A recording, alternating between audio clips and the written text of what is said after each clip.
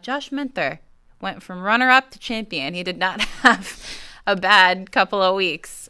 Did we see this coming? I did. I think I chose him as my pick, but I think almost everyone did. Yeah. I think, the way he ran on the sloppy course conditions at NXN, even though it's different course, different conditions at Foot Locker, I think it just, in my mind anyways, if you can run well in that sloppy conditions, that way you can place runner up to, obviously, like we said, Nico Young, one of the top, not decade runners, then you have what it takes to win at Foot Locker.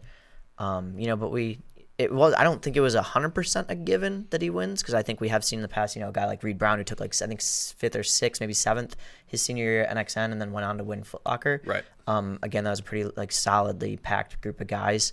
And I think this year was kind of the same. I think also Graydon Morris, we'd be remiss to mention as one of the top guys. And obviously he ran well again this year. But yeah, Methner was definitely, I think, after NXN he started to close down the field of potential winners to maybe just himself and Graydon as possible, and obviously Anderson. I think one of the big thing is Carter had a huge race to finish second. That was what really kind of blew me away. I think, in a way, I mean, he obviously only chose to run Foot Locker and didn't run NXN, so he's a little more fresher than some of the other guys, but I think he definitely ran very well and had a solid year learning from his previous experience. I think he was at his junior year as well. So he finished 4th his junior year. He actually would have taken NXN if they invited him, but I think they saw that he finished 8th and they were like, oh, no, let's not invite him. Yeah. But he deserved it for sure. The pace actually went out really, really fast in the first 800. I think it was 222 or 219, something like that, which is, for a distance runner, 219 is really fast over a 5K. So it did go out really fast. And I think at some point over the first mile, people started to kind of take it back. Carter made a move and he actually continued to kind of pour it on. So if it wasn't for Carter, I think, not kind of letting that come back, it would have been a little bit of a different race. I think what I've been kind of interested to see is the evolution of Josh Methner. We all know he's a great runner and he was expected to win here, but it was seeing him kind of deal with those expectations where, people really saw him as a person that could win the race. And I think it almost seemed a little bit uncomfortable for him at times to kind of deal with that. And that's one of the reasons maybe he didn't take it from the gun. But the other kind of funny thing is too, I think he was maybe slightly nervous. Yeah. Friday when I talked to him, I feel like he seemed a little nervous. Maybe he wasn't. Maybe you weren't, if you're watching. But he seemed maybe a little nervous. And where was I going with this? He seemed a little nervous, but I think he really, stuck to his race strategy. Right. Again, this is what I was getting at. He didn't tell me what his race strategy was. He didn't really. He said, I'm kind of going to feel out the race. I think, from what I could gather in the previous interview, is that I'm just going to kind of feel out the field, see how things go.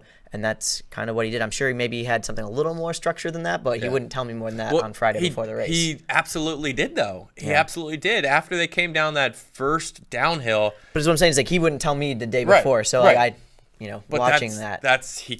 I mean, it was funny seeing him actually on the pre-race day, the shakeout on Friday, where you see a lot of athletes. You kind of see small signs of athletes, like how nervous they are, or what's going through their head, because you see some athletes are rolling on the shakeout. They're just trying to get the legs to turn that was over. funny to watch too. Yeah, Josh is cruising. He's chilling. He's just getting a little bit of a jog out there. He's shaking it out. He looked comfortable in that sense. Maybe on the other sense, where he had the pressure on him to win, different. But I think he looked really, really good on Friday, and just sort of ready to go after it. But at 2K, when he made that move, he made a move. It was decisive, and from that point on, it was his race. He definitely had a race plan. It was his race, yeah. Why did nobody go with him at 2K? That's the question I have. I'm not quite sure, because that's the move he made, and if somebody would have went with him, I think it would have been a different race. But I think sometimes when you're racing, you kind of get a little locked into what your race strategy is, and maybe some of the other guys didn't plan on moving at 2K, so they just weren't quite ready to make a move like that. And they weren't.